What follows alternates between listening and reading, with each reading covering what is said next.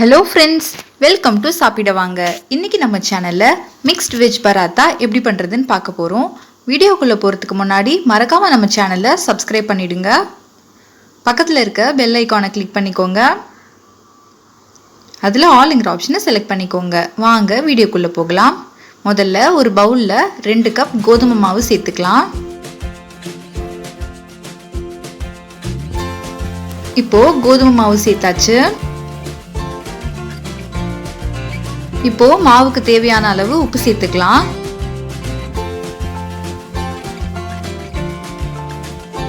கொஞ்சமா மாவுல எண்ணெய் சேர்த்துக்கிறேன். நம்ம மாவுல எண்ணெய் சேர்க்கும் போது மாவு நல்லா சாஃப்டா வரும். இப்போ ஒரு ஸ்பூன் வச்சு எல்லாத்தையும் நல்லா கலந்து விட்டுக்கலாம். உப்பு எல்லாம் நல்லா மாவுல மிக்ஸ் ஆகுற மாதிரி நல்லா மிக்ஸ் பண்ணி விட்டுறலாம்.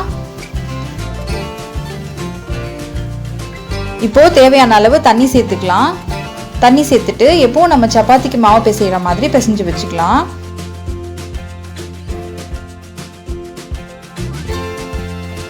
தண்ணி கொஞ்சம் கொஞ்சமா ஆட் பண்ணி பிசைஞ்சுக்கோங்க.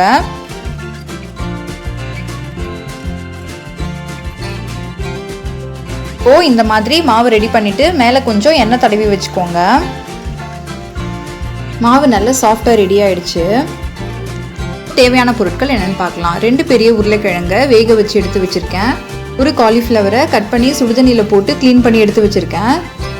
2 கேரட்டை துருவி எடுத்து வச்சிருக்கேன். 100 கிராம் பன்னீரை துருவி எடுத்து வச்சிருக்கேன். 1/2 ஸ்பூன் கரம் மசாலா, ஸ்பூன் மிளகாய் தூள், 1/2 ஸ்பூன் ட்ரை மேங்கோ பவுடர் எடுத்து வச்சிருக்கேன். இஞ்சி பூண்டு துருவி எடுத்து வச்சிருக்கேன். பெரிய வெங்காயம் பொடியா நறுக்கி வச்சிருக்கேன். ஒரு பச்சை மிளகாய் சின்ன சின்னதாக சாப் பண்ணி வச்சிருக்கேன். வாங்க இப்போ எப்படி பண்ணுறதுன்னு பார்க்கலாம். இப்போது நம்ம பாயில் பண்ணி எடுத்து வச்சுருக்க உருளைக்கிழங்க ஒரு ஃபோர்க் வச்சு நல்லா மசிச்சு விட்டுக்கலாம்.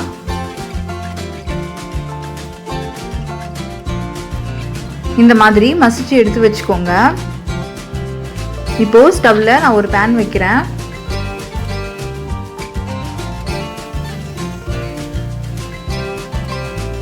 பேன் நல்லா சூடானதுக்கு அப்புறமா 4 ஸ்பூன் எண்ணெய் ஆட் பண்ணிக்கலாம். எண்ணெய் சூடானதுக்கு அப்புறம் நம்ம துருவி வச்சிருக்க இஞ்சி பூண்டை சேர்த்துக்கலாம்.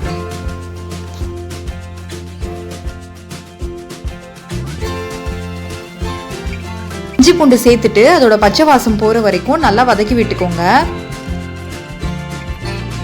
இப்போ இஞ்சி பூண்டு நல்லா வதங்கிடுச்சு. இப்போ நம்ம எடுத்து வச்சிருக்க பச்சை மிளகாவை சேர்த்துக்கலாம்.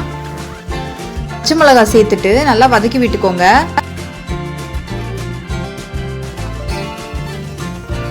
மிளகாய் நல்லா வதங்கினதும் வெங்காயத்தை சேர்த்துக்கலாம். வெங்காயத்தை சேர்த்துட்டு வெங்காயம் நல்லா பிங்க் கலர்ல மாறுற வரைக்கும் நல்லா வதக்கி விட்டுருங்க. வெங்காயம் ரொம்ப கோல்டன் ப்ரௌன் ஆகணுன்ற அவசியம் கிடையாது, கொஞ்சமா வதங்கினா போதும். இப்போ வெங்காயம் வதங்கினதுக்கு அப்புறமா நம்ம எடுத்து வச்சிருக்க கேரட் சேர்த்துக்கலாம். இதுல நீங்க பீட்ரூட் கூட ஆட் பண்ணிக்கலாம். பீட்ரூட் ஆட் பண்ணீங்கன்னா நல்லா கலர்ஃபுல்லா இருக்கும். பசங்க பொதுவாக வெஜிடபிள்ஸ் எல்லாம் விரும்ப மாட்டாங்க. ஆனால் நம்ம இந்த மாதிரி ரெசிபீஸ்லாம் செஞ்சு கொடுத்தோம்னா பசங்களுக்கு அதில் வெஜிடபிள்ஸ் இருக்கிறதே தெரியாது, நல்லா விருப்பப்பட்டு சாப்பிடுவாங்க.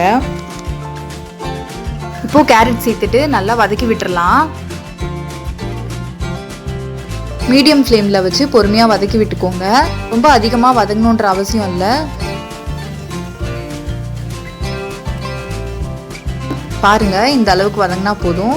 டைமில் நம்ம எடுத்து வச்சிருக்க காலிஃப்ளவர் ஆட் பண்ணிக்கலாம். காலிஃப்ளவர் நம்ம ஏற்கனவே க்ளீன் பண்ணும்போது சுடுதண்ணியில் போட்டு தான் வச்சுருப்போம், அதனால அது சாஃப்டாக இருக்கும். நம்ம கிண்டி விடும்போது இந்த மாதிரி உடச்சி விட்டு கிண்டி விட்டுக்கோங்க.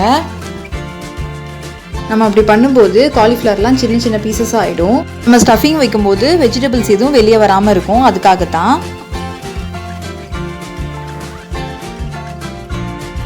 இப்போ காலிஃப்ளவர் இந்த அளவுக்கு வதங்கினதுக்கு அப்புறமா நம்ம எடுத்து வச்சிருக்க மசாலாஸ்லாம் சேர்த்துக்கலாம்.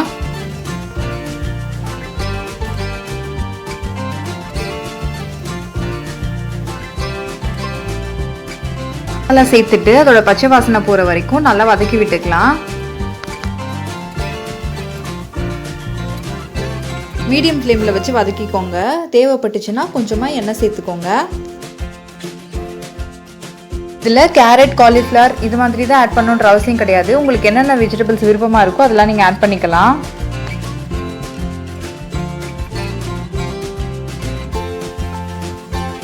இப்போது நல்லா வதங்கிடுச்சு. இந்த நேரத்தில் நம்ம எடுத்து வச்சுருக்க பன்னீர் ஆட் பண்ணிக்கலாம்.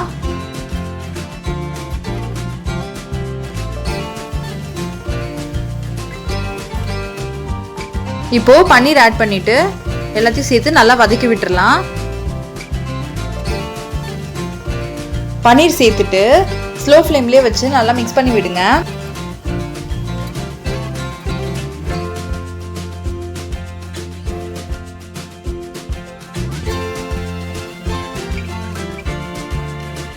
இப்போது வெஜிடபிள்ஸ்லாம் இந்த அளவுக்கு வதங்கினதுக்கப்புறமா நான் உப்பு செக் பண்ணிவிட்டு உப்பு சேர்த்துக்கிறேன்.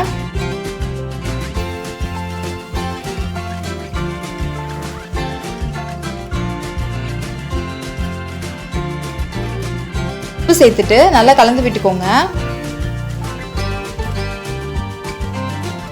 இப்போது இந்த டைமில் நம்ம வேக வச்சு மசிச்சு வச்சுருக்க உருளைக்கிழங்கு ஆட் பண்ணிக்கலாம்.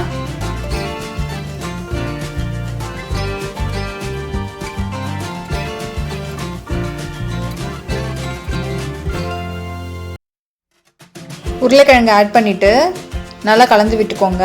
மசாலாவோட நல்லா சேர்ற மாதிரி நல்லா கலந்து விட்டுக்கோங்க. ஸ்டவ்வை மீடியம் ஃப்ளேமில் வச்சுக்கோங்க. கொஞ்சம் கொஞ்சமாக இந்த மாதிரி எடுத்து விட்டு கிண்டி விட்டுக்கோங்க. அப்போ தான் வெஜிடபிள்ஸோட நல்லா பிளெண்ட் ஆகும். ஒரு 2 மினிட்ஸ்க்கு இந்த மாதிரி நல்லா கலந்து விட்டுக்கோங்க. அவ்வளோதான். இப்போ நம்மளோட ஸ்டஃபிங் ரெடி ஆயிடுச்சு. இப்போது எப்படி நம்ம பராத்தா செய்கிறதுன்றதை பார்க்கலாம் வாங்க. நம்ம ஏற்கனவே ரெடி பண்ணி வச்சுருக்க மாவு எடுத்துக்கலாம். அதை இந்த மாதிரி பிசைஞ்சு எடுத்துக்கோங்க. மாவை இந்த மாதிரி அழுத்துனீங்கன்னா பால் மாதிரி வரும். அதை அப்படியே எடுத்துக்கோங்க. எடுத்துட்டு கையில் வச்சு நல்லா உருட்டி விட்டுக்கோங்க. இப்போது நான் ஒரு சப்பாத்தி கட்டை எடுத்துக்கிறேன். அதில் கொஞ்சம் மாவு டஸ்ட் பண்ணி வச்சுருக்கேன். இப்போ எடுத்து வச்சுருக்க மாவை அதில் வச்சுக்கலாம். வச்சுட்டு மெதுவாக தேய்ச்சி விட்டுக்கோங்க. இப்போது திருப்பி போட்டு மறுபடியும் தேய்ச்சி விடுங்க.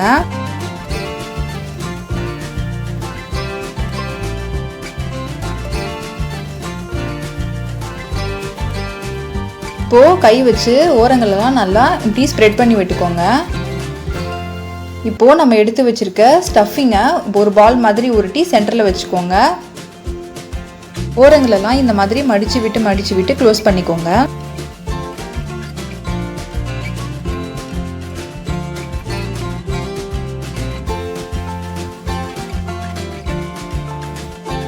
இப்போது இதை நல்லா க்ளோஸ் பண்ணிவிட்டு எக்ஸ்ட்ரா இருக்க மாவை எடுத்துடுங்க. எடுத்துட்டு உள்ளங்கையில் வச்சு நல்லா உருட்டிக்குங்க. இப்போது இதை சப்பாத்தி கட்டையில் வச்சு நம்ம தேய்ச்சி எடுத்துக்கலாம். 2 பக்கமும் கொஞ்சமாக மாவு தூவிக்கலாம்.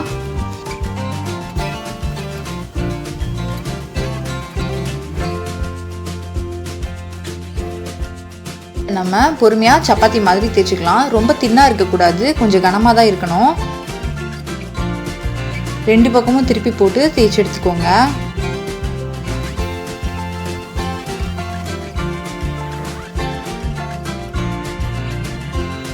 ஸ்டஃபிங் வெளியே வராத மாதிரி பொறுமையாக தேய்ச்சிக்கோங்க.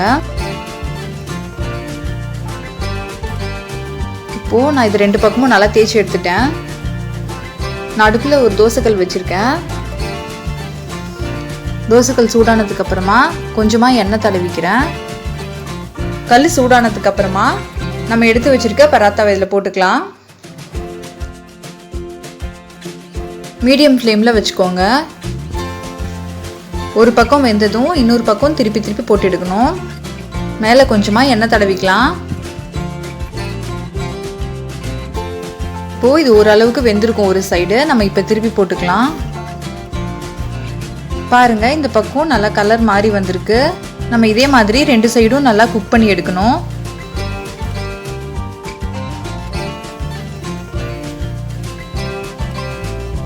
பாருங்கள், இப்போ பராத்தா நல்லா குக் ஆயிடுச்சு. ஸ்டஃபிங் எதுவுமே வெளியே வரல. அவ்வளோதாங்க, நம்மளோட மிக்ஸ்டு வெஜ் பராத்தா ரொம்பவே சூப்பராக ரெடி ஆயிடுச்சு. நீங்களும் இந்த ரெசிபியை வீட்டில் கண்டிப்பாக ட்ரை பண்ணி பாருங்கள். இந்த வீடியோ உங்களுக்கு பிடிச்சிருந்துச்சுன்னா லைக் பண்ணுங்கள், ஷேர் பண்ணுங்கள், கமெண்ட் பண்ணுங்கள் அண்ட் மறக்காமல் நம்ம சேனலுக்கு சப்ஸ்கிரைப் பண்ணிடுங்க. தேங்க்ஸ் ஃபார் வாட்சிங்.